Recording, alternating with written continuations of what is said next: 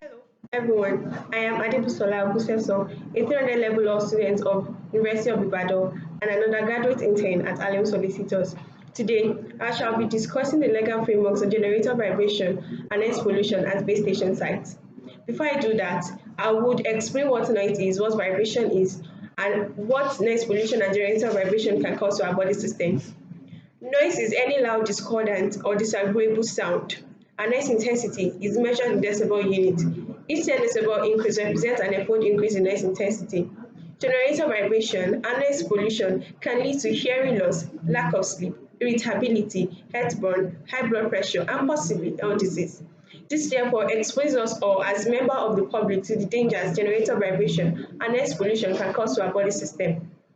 In May 2001, Global System for Mobile Communications, hereinafter referred to as GSM, was introduced in Nigeria. Since then, GSM subscribers have grown astronomically, leading to the indiscriminate installation of base stations in Nigeria. While a mast is a freestanding structure which supports antennas at a height where they can freely transmit and receive radio waves, a base station is a wireless telephone exchange which provides local connection with a wider link to other national and international networks.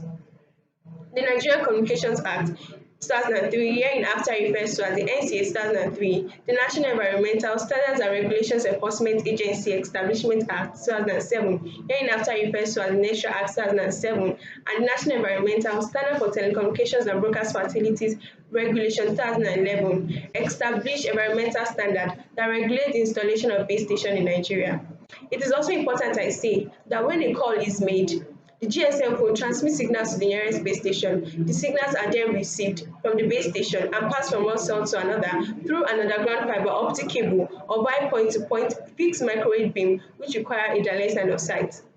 To therefore offer comprehensive network coverage, the cells must overlap each other so that users can move from one cell to another without breaking connection. So, telecoms companies make provision for generator to ensure there is no break in transmission in their services. And as telecom subscriber increases, the number of erected base stations also increases. So the proliferation of base stations has led to the harmful effects of generator vibration and noise pollution in base station sites.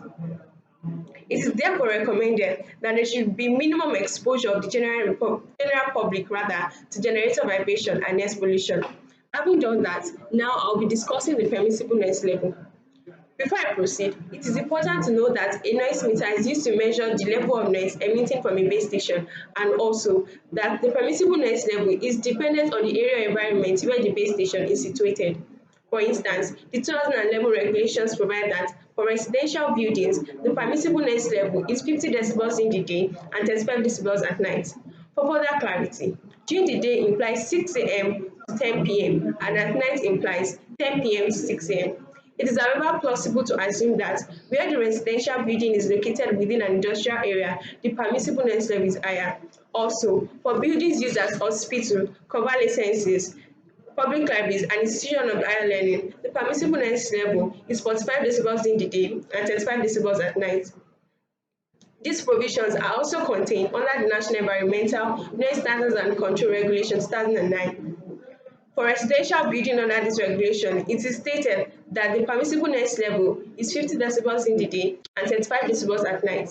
For mixed residential areas, some commercial and industrial and entertainment area, the permissible noise level is 55 decibels in the day and 45 decibels at night. For industrial area outside perimeter fence, the permissible noise level is 70 decibels in the day and 60 decibels at night. And for buildings used as hospitals, convalescences, sanatoriums, public library, institution of higher learning, among others, the permissible noise level is 45 decibels in the day and 35 decibels at night. The 2011 regulations now goes further to state that environmental friendly power sources such as solar, hydro, wind should be used, and also sample generators must be used that will be able to conform to the permissible noise level while regulating generator vibration and noise pollution to the barest minimum. Still on the 2011 regulation, it further provides that where fossil fuel power sources are used, there should be at least a minimum setback of 15 meters from the existing water body or domestic water source, and also generators within a base station must be sited no less than 6 meters away from the perimeter fence of the residential building, and where there is no perimeter fence, there should be at least a minimum setback of 8 meters.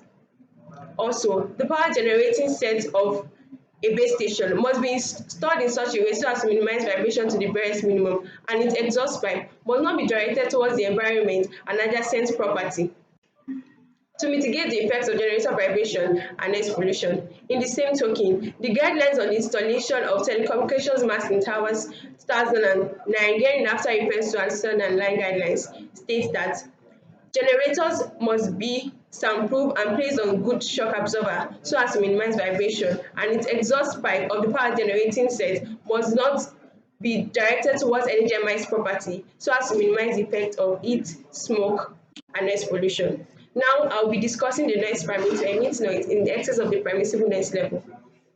Under Regulation 7 of National Environment Noise Standards and Control Regulation 2009, it is stated that an owner whose work or activities may emit work in excess of the permissible noise level shall apply to the agency, which is the National Environmental Standards and Regulation Enforcement Agency (NESRA), for a permit to emit noise in excess of the permissible noise level. The procedures for such permit and its revocation are issued or specified under the National Environmental Licensing and Permitting System Regulation 2009. NESRA will then issue the permit on such terms and conditions as specified in the permit. Also, a noise permit contains requirements relating to the manner in which the activities are to be carried out, the hours during which they will be carried out, the noise that will be emitted in excess of the permissible noise level, methods by which they will be carried out, and the duration of the noise permit, after which the permit holder shall ask for extension. In issuing out the noise permit, the agency, NESRA, shall take into consideration the following requirements: 1. Desirability of the permit. 2. Ensuring that best practicable means are taken to minimize noise to the barest minimum. 3. The need to protect people in the locality where the activities are carried out. And lastly, the timeline over which the permit holder will be able to conform to the permissible noise level.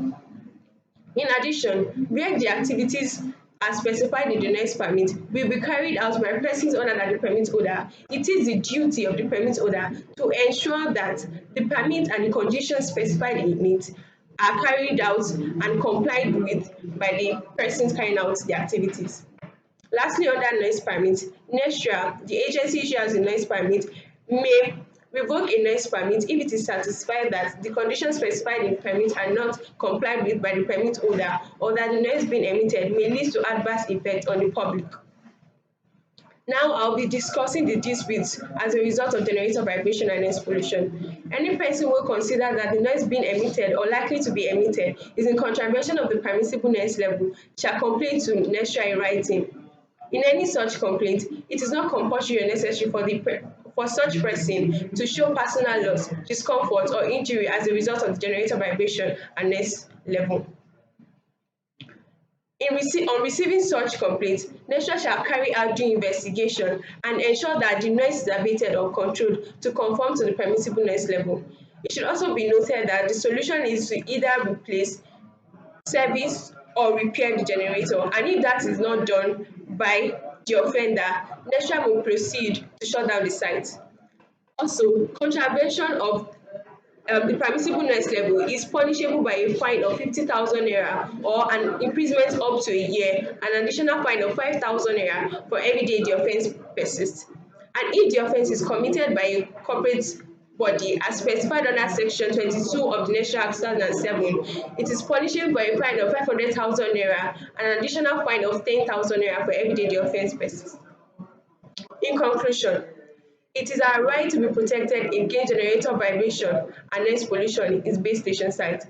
Definitely, all network service providers must exercise duty of care by taking all reasonable steps to act in accordance with good engineering practices and ensure that the installation of base stations do not constitute nuisance to the environment, and installation of base station must not lead to generator vibration and noise pollution that will result to adverse effects on the public. For more of this scintillating lecture, check our website at www.harlemsolicitors.com. Bye for now.